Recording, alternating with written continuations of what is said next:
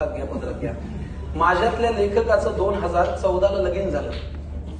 माझ्यातल्या लेखकाचं 2014 ला लगीन झालं.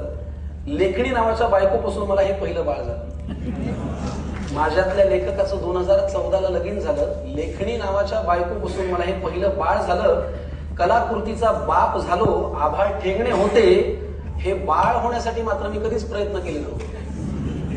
कलाकृतीचा बाप झालो, आभाळ ठेंगणे होते, पण हे बाळ होण्यासाठी मी कधीच प्रयत्न केले नव्हते. म्हणलं नाव असं ठेवू की होणार नाही हस. सर्वानुमते ठरलं मग कलाकृतीचा बाप होऊन या क्षेत्रात थोडीच भागतं. नुसतं लिहून काही उपयोग नाही ना.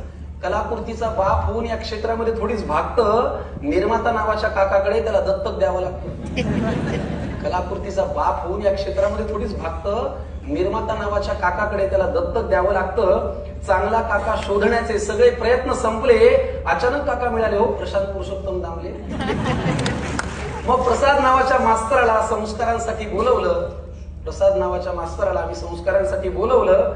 सगळ्यांनी मिळून हे बाळ चांगलं 450 प्रयोग चालवलं.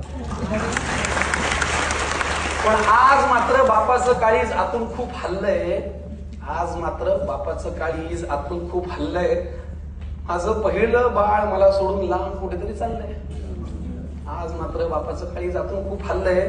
माझं पहिलं बाळ मला सोडून लांब कुठेतरी चाललंय. नाटकाला गच्च पकडून ठेवावं असं होत नसतं हो.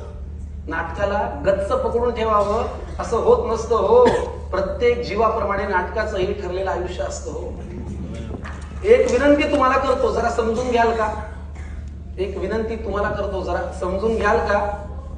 या कलाकृतीला तुमच्या मनात जिवंत ठेवाल का? एक विनंती तुम्हाला करतो, जरा समजून घ्याल का? या कलाकृतीला तुमच्या मनात जिवंत ठेवाल का? आग्रह नाही हा, वाटलं तरच ठेवा बरं. आग्रह नाही हा, आपल्याला काय आपलं लेकरू चांगलंच वाटतं. आग्रह नाही हा, वाटलं तरच ठेवा बरं. पण मोबदला म्हणून तुम्हाला देतो वचन खरं. तथास्तु म्हणा या वाक्याला, जे पुढे आता मी बोलीन. तथास्तु म्हणा या वाक्याला, जे मी पुढे आता बोलीन. लेखणी सोबत